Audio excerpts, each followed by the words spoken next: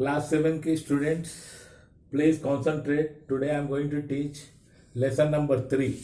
That lesson name is Delhi, the Delhi Sultanate. मतलब दिल्ली में बहुत से वंश के राजा से आकर दिल्ली को अपने राजधानी बनाकर अपने भारत पर राज्य किया था। और उसके बारे में है ना हम पूरी तरह से है ना जानकारी आज लेने जा रहे हैं। इस पाठ का नाम है दिल्ली सुल्तानत। इस पाठ को हम पढ़ेंगे तो कौन कौन से वंश के कौन कौन से राजा और कहाँ से आए, कितना दिन है ना दिल्ली में रहकर है ना अपने भारत का राज्य भारत के ऊपर शासन किए, उसके बारे में हमें पुख्ता जानकारी हमें मिलेगी। और उसी जानकारी को हासिल करने के लिए पढ़ रहे हैं। From the 12th century onwards Delhi gain importance as a central city of kingdoms. 12वीं शताब्दी से दिल्ली का है ना बहुत बड़ा, आज जो दिल्ली है ये दिल्ली का बहुत महत्व बढ़ गया। इसीलिए महत्व बढ़ गया, दिल्ली है ना एक केंद्र रहा। जो भी राज्य जो भी साम्राज्य बने उस राज्यों का और साम्राज्य का मुख्य शहर के रूप में, एक राजधानी के रूप में दिल्ली का बहुत बड़ा महत्व रहा। इस first become a capital of the तोमरा राजपूत। सबसे पहले ये किसका राजधानी बना था? तोमरा वंश के राजपूतों का राजधानी बना था। They were defeated by the Chawans of Ajmer in the middle of the same century। और 12वीं शताब्दी के मध्यकाल में ही है ना ये तोमरा राजपूत किसके हाथ में इनकी पराजय हुई थी? चौहान ऑफ अजमेर। मतलब अजमेर के जो चौहान वंश के जो शासक थे वो शासक तोमरा राजपूत के ऊपर चढ़ाई किए थे। चढ़ाई करने के कारण तोमरा राजपूत को कहना बुरी तरह से शिकस्त आना पड़ा। और उसके बाद है ना दिल्ली के ऊपर किसका आधिपत्य हो गया? चौहानों का आधिपत्य हो गया। Along with the being the capital Delhi also flourish A commercial centre. और दिल्ली का दो तरह से महत्व है यहाँ पर दर्शाया गया है। एक तो राजधानी के रूप में दिल्ली को उपयोग किया गया, और दूसरी बात है क्या कि वाणिज्य के लिए दिल्ली एक बहुत बड़ा सेंटर था, मतलब कमर्शियल सेंटर मतलब बिजनेस ट्रेड और वाणिज्य के लिए दिल्ली एक बहुत बड़ा केंद्र बन के रहा। Establishment of Turkish rule in India. और ये टर्किश लोग भारत में आए थे। भारत में आने के बाद इन्होंने भारत में अपना है ना साम्राज्य को कायम किया और भारत को है ना दिल्ली में रखे ये टर्क वंश के ये राजाओं ने भारत के ऊपर राज्य किया। ये कब आए, कैसे आए, क्यों आए और कहां तक भारत के ऊपर इन्होंने शासन किया, उसके बारे में जानेंगे। As we read in the previous chapter, Muhammad Ghori left his trusted slave Qutbuddin Aibak, who led the foundation of slave dynasty and became the first Sultan of Delhi in 1206 CE। आप तो जानते हैं कि मोहम्मद गोरी ने जब युद्ध में भारत के शासक को पराजित किया था तो उन्होंने सीधे भारत के ऊपर राज्य करने के बदले उन्होंने अपना एक गुलाम जिनका नाम था कुतुबुद्दीन ऐबक था, उनको है ना एक गुलाम वंश को उन्होंने अपने एक गुलाम को है ना हमारे भारत में छोड़ दिया था। और दूसरी बात है क्या कि ये गोरी का एक मंशा क्या था, क्या कि हम भारत के ऊपर है ना मैं सीधे है ना शासन नहीं करके वो शासन किसके हाथ में छोड़ के चला गया था? उनका एक बहुत बड़ा विश्वसनीय एक गुलाम था, उनका नाम कुतुबुद्दीन ऐबक था। तो कुतुबुद्दीन ऐबक किस वंश से बिलोंग करते थे? वो स्लेव डायनेस्टी से बिलोंग करते थे। तो उनको है ना 1206 ईस्वी में दिल्ली का सुल्तान बनाकर वो चले गए। कौन चले गए? गोरी चले गए। तो उस दिन से 1206 ईस्वी में सबसे पहले गुलाम वंश का राजा कुतुबुद्दीन ऐबक दिल्ली का सुल्तान बनके दिल्ली के गद्दी पर विराजमान हुए। The establishment of Turkish rule was watershed event in the history of India. और सच में अगर कहा जाए ये भारत में ना सबसे पहले ये इस्लाम धर्म के जो लोगों थे, जो बाहरी जो राजा थे, वो बाहरी जो राजा थे और बाहर के जो वंश के जो लोग थे, उन्होंने सबसे पहले 1206 ईस्वी में दिल्ली को कब्जा किया। दिल्ली को कब्जा करने के मतलब है कि भारत को कब्जा किया और उन्होंने सबसे पहले भारत में है ना अपने है ना शासन को कायम किया। This slave dynasty, this dynasty is also referred as the Mamluk dynasty. ये स्लेव से मतलब गुलाम है, ये गुलाम वंश को दूसरा भी इसका नाम है। उसका नाम क्या है? Mamluk. Mamluk is an Arabic word which means slave. और अरबी में मलमुक मतलब क्या होता है? गुलाम होता है। तो यहाँ पर 1206 ईस्वी में किनकी शासन शुरू हुई? हमारे भारत में गुलाम वंशों के राजाओं का शासन शुरू हो गया। कुतुबुद्दीन ऐबक। कुतुबुद्दीन ऐबक ने उनका शासन 1206 ईस्वी से लेकर 1210 ईस्वी तक चला। Qutbuddin Aibak establish the sultanate in Afghanistan and the northern part of Indian subcontinent. और कुतुबुद्दीन ऐबक है ना, अपना है ना सब राज्य को कहां से बढ़ाया? अफगानिस्तान से लेके भारत के उत्तरी भागों में पूरी तरह से अपने साम्राज्य को फैलाया, which came to be known as the Delhi sultanate. Afghanistan के लेकर दिल्ली से लेकर भारत के उत्तरी भाग में जहां तक उन्होंने कब्जा करके अपना शासन चलाया, उस इलाका को दिल्ली सुल्तानेट के नाम से पुकारा गया। ये कंस्ट्रक्टेड कुवात उल इस्लाम मस्जिद इन दिल्ली एंड अदय दिन का जोमपुरा इन Ajmer.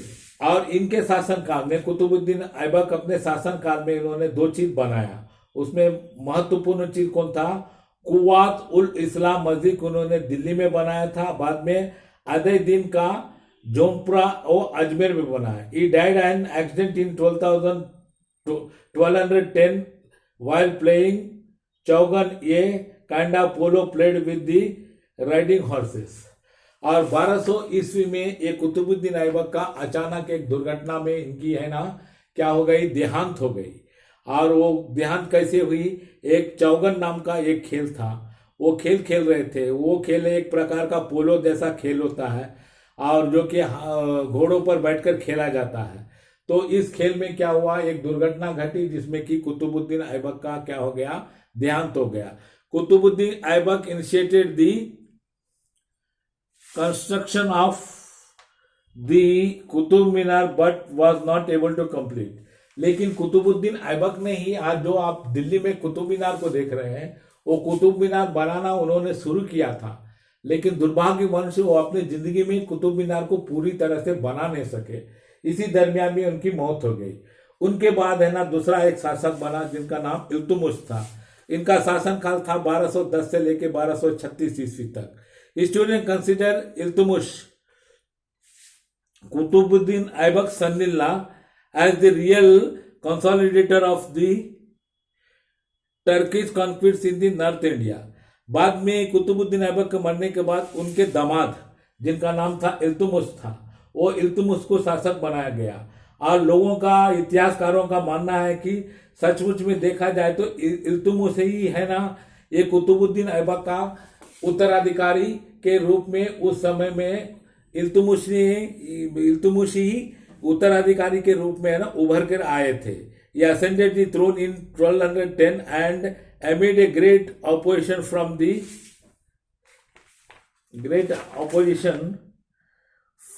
from the Turkish nobility as well as external revolts। लेकिन इल्तुतमिश के साथ एक मजबूरी थी। वो तो कुतुबुद्दीन ऐबक के बाद दिल्ली का सुल्तान बन गए। बनने के बाद इनको है ना कुछ विपरीत परिस्थितियों का सामना करना पड़ा। एक तो टर्किश नोबिलिटी, जो इनके अंदर में बहुत से नोबल्स थे, वो भी इनको क्या कर रहे थे? इनका विरोध कर रहे थे। और साथ साथ है ना बाहर से भी है ना इनके साम्राज्य के ऊपर है ना बहुत से लोग है ना चढ़ाई करने की योजना बना रहे थे। और दूसरी बात, बाहर से जो इनके जो जैसे कि जैसे कि इनका अफगानिस्तान से इनका राज्य था, वहां भी इनके विरुद्ध में ना लोग क्या कर रहे थे? विद्रोह करना। इनके जो नोबल्स थे, इनके अंडर में जो काम करते थे, वो नोबल्स है ना इल्तुतमिश का है ना के विरुद्ध विद्रोह करना शुरू कर दिया। In order to win the support of nobles he granted them territories. बाद में इन्होंने देखा क्या कि नोबल्स का बिगर सहारा का, बिगर सपोर्ट का ये राज्य नहीं चला सकते हैं, तो वो नोबल्स के लिए इन्होंने क्या किया? कुछ इलाके उनको दे दिया। And concentrated his efforts on strengthening his empire while recovering lost territories. और बाद में इन्होंने सोचा क्या कि कुछ इलाके उन लोग को देख के उनको खुश करके उनका सहारा उनका मदद लेकर है ना आगे है ना भारत में आगे जो कुछ इलाके हैं जो इलाके कब्जे में नहीं थे उस इलाका को अपने कब्जे में लेकर अपने साम्राज्य को ये बढ़ाने के लिए इन्होंने योजना बनाया. He also strengthened the northern western frontier of his empire to safeguard against Mongol invasion. इन्होंने क्या किया उसके बाद क्या किया समझ गए ना. उत्तरी पश्चिमी जो फ्रंटियर इलाका था उस इलाका को इन्होंने बहुत मजबूत भी बनाया उसको सुरक्षित भी किया. क्यों किया? उस समय में इनको एक डर था कि मंगोल जाति के लोग है ना इस इलाके के ऊपर है ना चढ़ाई करने वाले थे और इस इलाका को वो लोग इनसे छीनने वाले थे. इसी के वास्ते उस इलाका को इन्होंने पूरी तरह से सुरक्षित भी किया और साथ साथ क्या किया उसको मजबूत भी किया. In order to introduce efficiency in his administration, Iltutmish organized his nobility into a selected group of 40 nobles called Chalisa or Chahalganj. बाद में ये अपने शासनकाल को है ना बहुत मजबूती प्रदान करने के लिए और सुचारू ढंग से है ना अपने शासन को चलाने के लिए इन्होंने क्या किया एक समूह जिसमें कि 40 नोबल को मिलाकर उन्होंने एक समूह बनाया. उस समूह का नाम क्या चालीसा या Chahalganj. The group played an a crucial role in the politics of slave dynasty. और ये ग्रुप किसका बनाए थे इल्तुतमिश? ये ग्रुप बनाए थे नोबल्स का बनाए थे. तो ये नोबल्स है ना जब क्रिटिकल पोजीशन में इल्तुतमिश रहते थे उस समय में इनको है ना अच्छी तरह से इनको सहारा देना और साथ साथ इनको सपोर्ट देना इनको एडवाइस देना क्या करना है कैसे टैकल करना है कैसे प्रॉब्लम को सॉल्व करना है और साथ साथ है ना मजबूती देना इन लोग का काम था. और ये जितने नोबल्स थे ये सब है ना गुलाम स्लेव डायनेस्टी के ही लोग हुआ करते थे. इल्तुतमिश ये daughter Razia become the sultan after his death. इसी दरमियान में इल्तुतमिश का है ना देहांत हो गया. तो इल्तुतमिश का देहांत होने के बाद क्या हुआ उनकी एक बेटी थी उनका नाम रजिया सुल्ताना था. इसमें तो खाली रजिया दे रहा है लेकिन हम लोग पढ़े थे उसका नाम रजिया सुल्ताना था. वो अपने पिता के देहांत होने के बाद उन्होंने दिल्ली के गद्दी के ऊपर अपने शासन चलाने के लिए पिता के उत्तराधिकारी बनके दिल्ली का शासक बन गई.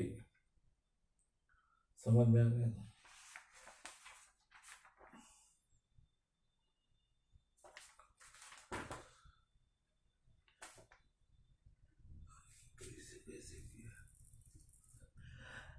रजिया इंटरलूड और रजिया सुल्ताना जब शासक बन गई इनके शासनकाल थी 1236 ईस्वी से लेकर 1240 ईस्वी तक. Razia Sultan the only Muslim women ruler in Delhi succeeded Iltutmish. ये भारत के इतिहास में ये मुस्लिम जो इस्लाम धर्म के लोग का जो साम्राज्य भारत में जो कायम हुआ था या भारत के इतिहास में पहली एक महिला शासक के रूप में रजिया सुल्ताना है ना दिल्ली गद्दी पर वो शासन करने के लिए बैठी थी और वो इल्तुतमिश की बेटी थी. Defying the gender basis and the orthodox cultural practice of her age, she put on a male attire and appeared unveiled in public. और दूसरी बात उस समय में एक महिला होने के कारण इनके ही धर्म में है ना बहुत से लोग है ना इनके ऊपर सवालिया उठाया करते थे. एक लड़की होकर वो भी इस्लाम धर्म के लड़की होकर वो किस तरह शासन चलाएगी और किस तरह घोड़ा पर बैठ के सवारी करेगी किस तरह युद्ध करेगी. तो वो है ना लड़की होते हुए भी वो है ना इस तरह अपने वेशभूषा को बदल दी और ऐसे वेशभूषा को बदल कर है ना वो शासन करना शुरू की ताकि है ना लोग को ये डायरेक्ट ये महसूस ना हो कि एक महिला हमारे शासक है और एक महिला है ना हम पर शासक कर रही है या ये कर रही है. She succeeded in establishing law and order throughout the empire. और रजिया सुल्ताना बहुत मजबूती से आगे बढ़ने लगी और उनके पिता के देहांत के दरमियान में है ना उनके राज्य में कुछ कानून व्यवस्था का है ना सही ढंग से है ना कानून व्यवस्था कायम नहीं था और कानून और व्यवस्था का बहुत गिरता हुआ दशा था. लेकिन रजिया सुल्ताना जब वो 1236 ईस्वी में दिल्ली का सुल्तान बनी तो उन्होंने सबसे पहले किसमें सुधार लाई? कानून और व्यवस्था में बड़े पैमाना पर सुधार लाई। Her rule mark the beginning of the power struggle between the sultan and the Chahalgani. लेकिन इसी दरमियान में जो हम आपको पहले बताए 40 जो नोबल्स थे, वो नोबल्स एक ग्रुप बनाए थे, उनको एक अवसर मिल गया कि एक लड़की एक सुल्तान बनी हुई है, किस तरह से इसे लड़की के हाथ से है ना शासन को छीन ले और है ना सारे देश को है ना टुकड़े में बांट के है ना हम लोग शासन करें। ये लोग इसी तरह अपना यहाँ पर पैंतराबाजी शुरू कर दिए। किनके विरुद्ध में शुरू कर दिए? रजिया सुल्ताना के विरुद्ध में शुरू कर दिए। पाठ है, हम लोग कल पढ़ेंगे, इसे अच्छी तरह से पढ़ लीजिएगा।